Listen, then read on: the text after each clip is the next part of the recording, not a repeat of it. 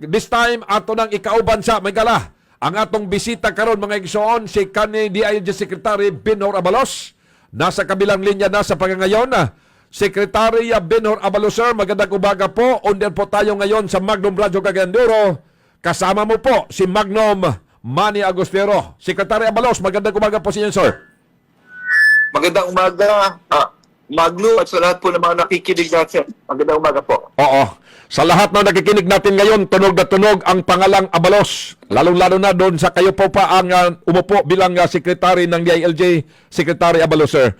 Now, ang unang tanong natin dito ay, kayo po ay naging DILG Secretary sa loob po ng 2 taon at kayo ay isa sa mga napaka-produktibong DILG Secretary. Now, katanungan, ano po ba ang mga nagawa ninyo as DILG Secretary, Secretary Abalos, sir? Well, Manny, una-una sana malaman ng ating kababayan kung ano ibig sabihin ng DILG, no? Ito'y local government at interior. Oo. Tayo ang nangangasiwa ng lahat ng gobernador, mayor, hanggang barangay captain. Sa interior naman, it's peace and order and public safety. Ibig sabihin, nangangasiwa tayo sa kapulisan, sa mga bombero, sa mga nakakulong, sa jail, Commission on Youth, Women, Muslim Filipinos, at marami pang iba. Sa unang 2 taon natin, itong ating walang mga bombero at fire station, lampas 200. No?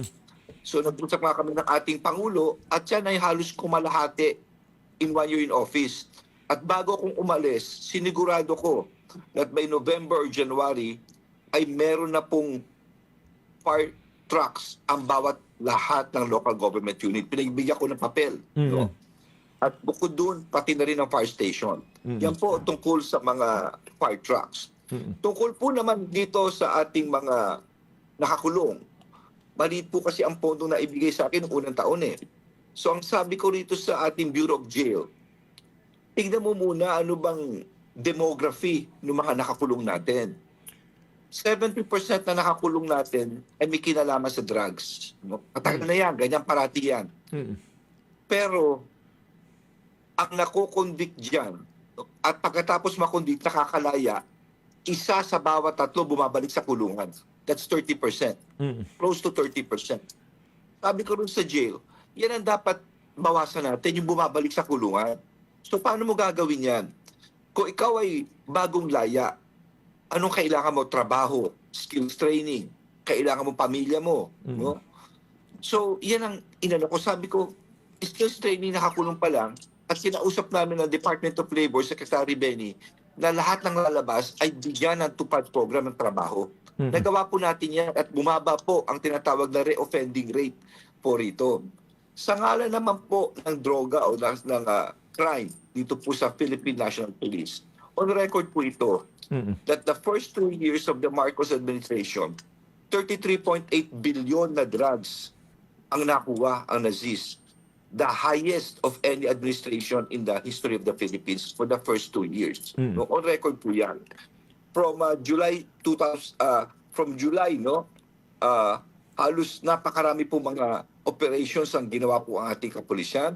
Nagkaroon tayo ng BIDA program, Buhay Ingatan, Droga Ayawan, no, sa buong Pilipinas po ito, talagang inikot po natin, no, tungkol sa ano ng mga tao at iba pa. Mani, kung isa-isahin ko to, medyo madami pero ilan lamang yan sa mga nagawa po natin. Oo. Okay. So At kaya ito importante, yes, sir.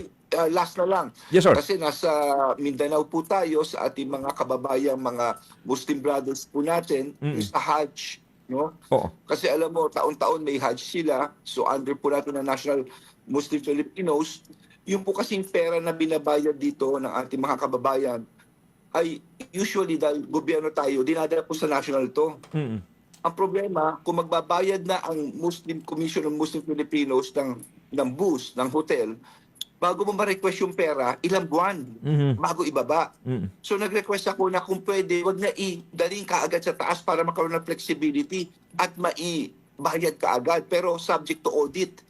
Pinayagan naman tayo. This was 2 weeks bago matapos ang deadline of last year. That's why one of the factors dito, at I would like to thank yung ating mga sekretary po ng NCMF at nakaraat at yung team nila, we've got one of the most successful Hajj na nagawa po. At yung opinion ng COA na yan, permanente na yan. no? Andyan na po sa sulat na po na yan. Opo, so iilan lang ito, Manny, no? Yes, Medyo sir. mahaba na kasi. Oo. Oo. Kaya nga sir, no, kilalang kilala kayo dahil sa mga malalaking nagawa mo sa DILG at yung kinatawan mo. Now, bilang dating DILG secretary at 15 mayor ng Mandaluyong, pamilya po kayo sa local government code. Now, sa tingin niyo po ba ay may mga depekto na ang ating batas at kailangan na po bang itugma sa panahon ngayon, Secretary Abalos, sir?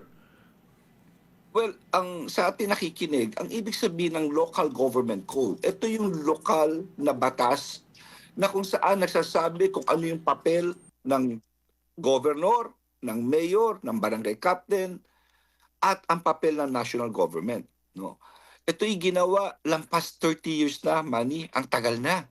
No? So kung parang bahay yan, nakikita mo unti-unti ang depekto nito. Oo. No? So ano-ano yung pinag-aralan namin to eh. Kasama ko ang Local Government Academy, kasama ko si Dax Kua, presidente siya ng mga League of Governors, League of Mayors, League of Barangay Captain, lahat ng mga Liga Councilors, no, bukal, na kung saan, ito yung sinamitin namin na dapat talaga baguhin na natin. Number one, yung barangay road. Ayon dyan, ang magpapagawa ng mga barangay road ay ang barangay captain, ay ang barangay. Alam mo, halos lahat ng barangay hindi kaya. Wala silang pera para dito. Paano magagawa iyon? No? Number two, yung ospital. Hindi lahat ng local government ay pinanganak na mayaman. May mayaman, may mahirap. Nakalagay doon, dapat daw ang tertiary hospital, ang mga probinsya. Hindi rin kaya yun dahil ang tertiary hospital ng COVID, yung mga intubation, gano'n, hindi lahat ay kaya yun. Kaya dapat pasukan na ito ng national government kung kawawa ang mga tao nasa baba. No? Bukod dito ang school buildings, napaka-importante ng eskwelahan. No? Nakasaad din dito, LGUs. No? So, dapat national na rin ito. So, maraming gano'n. Communal irrigation at iba pa. No? Talaga maraming na rin depekto na dapat talaga ayusin ng gusto. Kaya nga, itugma na natin sa panahon ngayon na itong present natin na local government code, Secretary. Now, sir, bilang tumatakbong senador, ano po ang ipaglalaban ng isang Binhor Abalos, sir? Well, alam mo, no, unang-una dapat matatag ang sistema. Para ka sumasakay sa jeep niyan eh. Sa isang sasakyan. Kung ang sinasakyan mo ay medyo aalog-alog, delikado tayo dyan. Kaya dapat una ay talagang ang local government code i-revisit, baguhin natin para maging matatag ang sistema natin. Ano ang papel ng national government? Ano ang papel po? No? And how do we divide this? Pangalawa, importante investments. Diyan magti-trigger ng tinatawag nating mga negosyo. Kung maganda negosyo mo, marami trabaho mo, no? At of course, papasok diyan ang iba-iba pa mga sangay. Number three, ang ating infrastructure.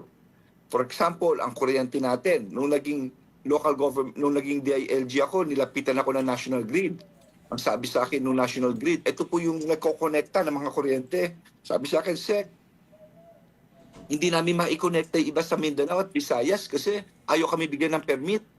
Sabi ko, ilan yan? Sabi niya, 10 taon na. Alam mo, ginawa ko? Gumawa ko ng sulat, gumawa ko ng committee. Pinaano ko kagad, ano nangyari dito?